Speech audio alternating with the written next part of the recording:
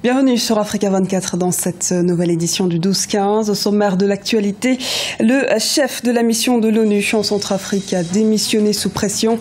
Le diplomate sénégalais Babacar Gaye a remis sa lettre de démission à la demande du secrétaire général des Nations Unies, Ban Ki-moon. Mise en accusation de l'ex-président pour haute trahison au Burkina Faso, le Conseil constitutionnel s'est déclaré ce lundi incompétent pour statuer sur cette question. Cette décision du Conseil ne peut faire l'objet de recours. Nous nous intéresserons également au difficile quotidien des enfants des camps de réfugiés en Ouganda. Fuyant les exactions de l'armée de résistance du Seigneur, certains sont démunis et tentent de trouver un travail pour subvenir à leurs besoins. Changement à la tête de la MINUSCA, le limogeage du général Babacar Gaye fait suite à plusieurs accusations d'abus sexuels commis par des casques bleus contre des enfants centrafricains. Aliouna Guindo, commenté par Bertrand Digne.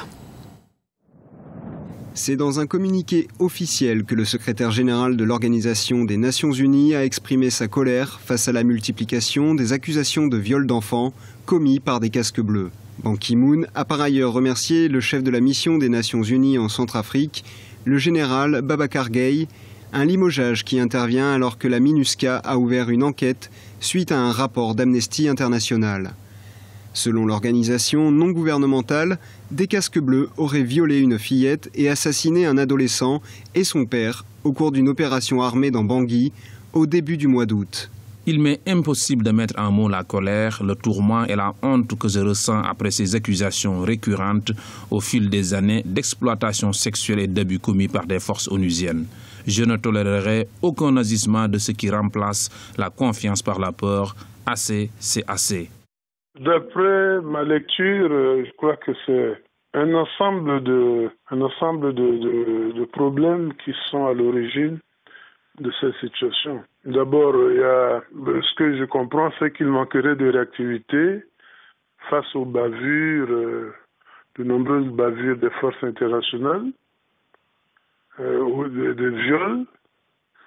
Et il semble que l'opération, vous savez qu'il y avait une opération tout récemment au kilomètre 5, il semblerait que cette opération n'a pas été bien préparée.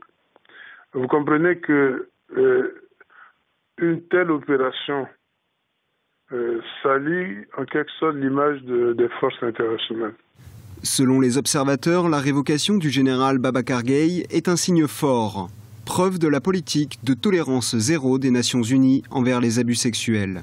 Ban Ki-moon a demandé à ce qu'on mette en œuvre ce qu'il a toujours appelé la responsabilité institutionnelle des Nations Unies par rapport à ce phénomène. Et aujourd'hui, je suis celui qui incarne cette responsabilité en disant « Très bien, j'en prends la responsabilité au nom de l'institution ». C'est une question de principe, je suis dans cet état d'esprit, un état d'esprit guidé par le devoir. L'enquête en cours fait suite à plusieurs cas similaires mettant en cause des casques bleus marocains et burundais. La justice française a également ouvert une enquête au sujet de 14 militaires français de l'opération Sangaris. Ils sont accusés de viol de 6 enfants entre 2013 et 2014. L'actualité centrafricaine, c'est également la célébration de la fête d'indépendance jeudi. La Centrafrique fête ici les 55 ans de l'accession à la souveraineté nationale, et ce, sur fond d'instabilité politique et de crise militaro-sociale. On fait le point avec Jean-Célestin Ediangué et Lise Alcy à Kizimana. Il y a 55 ans, le 13 août 1960, la Centrafrique accédait à la souveraineté nationale et internationale. Sous la présidence de David Dacko, le père de la nation centrafricaine dirigera le pays une nouvelle fois de 1979 à 1981, avant de rendre l'âme en 2003 du côté de Yaoundé au Cameroun. C'est donc plus d'un demi-siècle d'indépendance que les Centrafricains célèbrent ce jeudi. Malheureusement, les choses ne vont pas comme d'habitude, vu le climat sécuritaire et tout ce qui se passe. Je pense que la fête ne sera pas de mise comme on a l'habitude de fêter dans le passé. En matière de sécurité, je puis vous dire qu'au niveau de la capitale, les choses commencent à s'améliorer. Il reste un peu quelques foyers d'insécurité à l'intérieur du pays surtout, où on dénombre des petites attaques par-ci par-là surtout vers le nord et puis vers l'est de la République centrafricaine. Au moment où la communauté économique des États d'Afrique centrale vient de confirmer ce mercredi le report de la transition jusqu'à la fin de décembre 2015, la Centrafrique semble avoir plusieurs défis à relever 55 ans après son indépendance. Aujourd'hui, après 55 ans, quand nous sortons dans la rue, nous ne voyons que désolation autour de nous. Malheureusement, c'est la vérité et c'est ça. C'est pas une affaire d'aujourd'hui, mais c'est une affaire qui a été montée. Le pays a été détruit systématiquement pendant 55 ans, même s'il y a eu quelques périodes d'accalmie. Mais nous nous retrouvons aujourd'hui avec une situation par terre à reconstruire totalement. Et surtout, pour parler d'indépendance, surtout un pays qui échappe totalement au contrôle de ses citoyens. La Centrafrique, qui vient d'enregistrer 6,6% de croissance économique au premier semestre 2015, doit encore miser sur la paix et la stabilité pour retrouver son lustre d'il y a 55 ans. Projet de loi sur les associations actuellement débattu en Mauritanie. Des représentants de la société civile et du gouvernement se réunissent ce jeudi à ce sujet. En juillet dernier, le Conseil des ministres a approuvé le projet de loi qui est depuis contesté non seulement par une partie de la société civile, mais aussi par les Nations Unies qui y voient une atteinte à la liberté de réunion. Ce qui est notamment pointé du doigt, ce sont les procédures d'autorisation préalables à la création d'associations souhaitées par le gouvernement. Le projet de loi devra être discuté au Parlement mauritanien lors de la prochaine session parlementaire au mois d'octobre prochain. Le Conseil constitutionnel du Burkina Faso s'est prononcé ce lundi 10 août sur la requête des pro-Compaoré. Les partisans de l'ancien président burkinabé Blaise Compaoré souhaitent faire annuler la mise en accusation de l'ex-président. L'institution s'est toutefois déclarée incompétente pour satisfaire à leurs demandes. Les précisions de Jean-Célestin Ediangué et Alioune Guindo.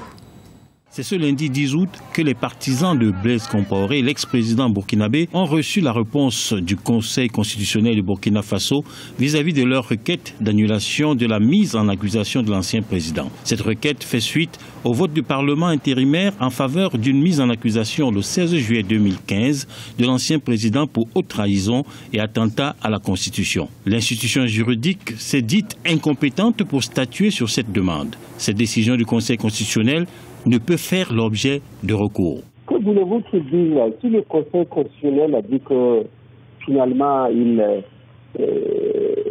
ne sont pas habilités à se prononcer sur cette question, ils sont obligés de prendre acte. Qu'est-ce qu'ils vont faire? Moi je crois même honnêtement que ceux qui sont là-bas, s'ils ils réfléchissaient beaucoup, ils n'allaient même pas se battre sur ce truc-là.